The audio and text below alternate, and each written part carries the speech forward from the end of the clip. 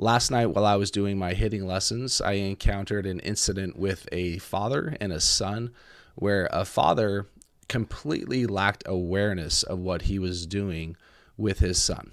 Now, he meant well. The athlete was very frustrated, and I'm going to give you an example of what was happening here. So the father was sitting on a bucket using a machine, and he would take 4 baseballs and he'd go thump, thump, thump, thump, very fast. And he was getting on his son for not hitting the balls and being quicker with his bat. And the son, who's in high school, who looks like he's got pretty good awareness, was just throwing his arms up like, what are you doing? Like, what is happening here? And the father was saying, you got to have passion. You got to have heart. You got to want this. So this father completely lacked awareness of how you hit, of how you show up.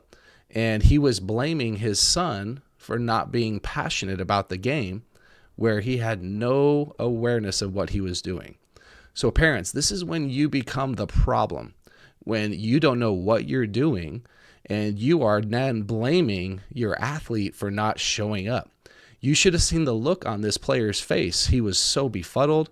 He didn't know what to do. He was putting his bat up on his head and like going like this. He was so frustrated because he knew his dad was in the wrong. And I have never really been distracted. I was literally doing a lesson right next to this player and this father, and it took everything I had in me to not say anything. I didn't say anything. I just finished up the book Mel Robbins called Let Them. And Mel Robbins, you helped me in that moment because I let dad just do it. Meaning I could have said something, but I didn't. It wasn't my place. I felt so bad for this player. And I was really frustrated with the father. He was completely thinking his son was not putting in his best effort. And when you go, boom, you literally have no time to even finish a swing. And then he would also say when he didn't finish his swing and just had a nice, completely good follow through, and it looked great. And he's like, nah, we don't want that prettiness in here. There's no time for being pretty. When he actually did it completely right.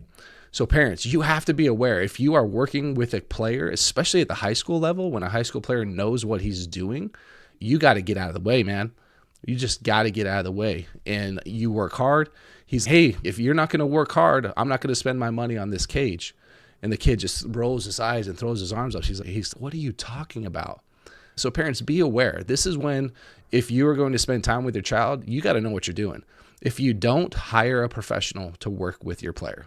Sorry for the rant, but it had to be done.